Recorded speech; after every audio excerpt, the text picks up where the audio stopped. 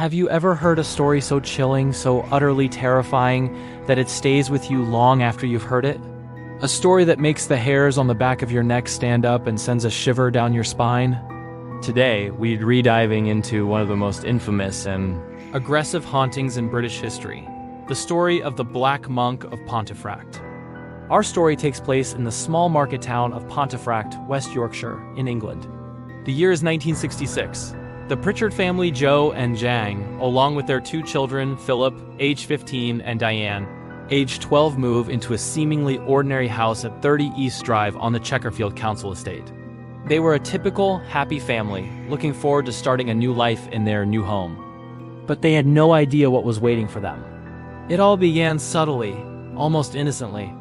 One hot August day, Jang and her mother-in-law were trying to cool down with a cup of tea. Suddenly, a fine white powder started falling in the kitchen, almost like a localized snowstorm. They were confused, but they brushed it off as something explainable, maybe dust from the ceiling. A few days later, puddles of water mysteriously appeared on the kitchen floor. Joe and Jang checked for leaks, called plumbers, but no one could find a source. The puddles would appear out of nowhere and then vanish just as quickly. The family tried to rationalize these strange occurrences. A faulty pipe, a draft.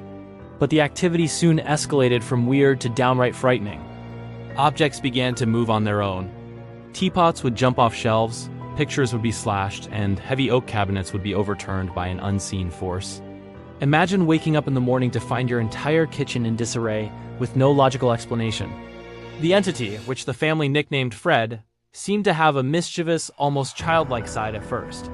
It would turn lights on and off, leave cryptic messages scrawled on walls, and even photobomb family pictures with strange, ghostly images. But this playful nature soon turned malicious. The activity centered heavily on Diane, the youngest child.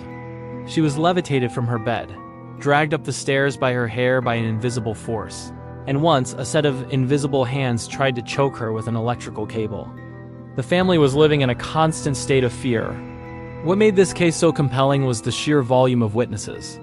Neighbors, police officers, and even a local member of parliament experienced the phenomena firsthand. They saw objects fly across rooms, heard disembodied voices, and felt the chilling presence that filled the house. Police officers who were called to the scene were so spooked by what they witnessed that some reportedly refused to enter the house alone. The activity would often manifest as a tall, dark figure cloaked in what looked like a monk's robes. This is where the name the Black Monk of Pontefract comes from. The figure was terrifying, its presence accompanied by a sudden drop in temperature and a foul smell. The family believed this was the spirit of a Cluniac monk from the nearby priory, who was executed for a terrible crime in the 16th century and buried near the site where the house now stood. Desperate for help, the Pritchards contacted paranormal investigators, most notably a man named Tom Cuniff. He and other researchers spent countless hours at 30 East Drive, documenting the events.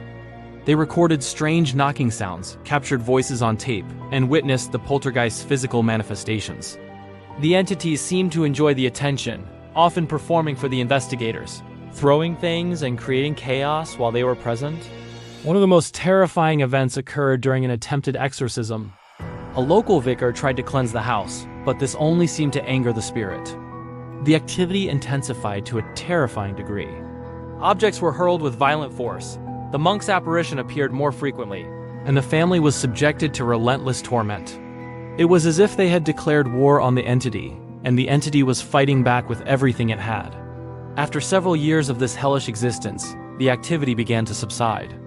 By the early 1970s, the poltergeist appearances became less frequent, and the physical disturbances eventually stopped altogether.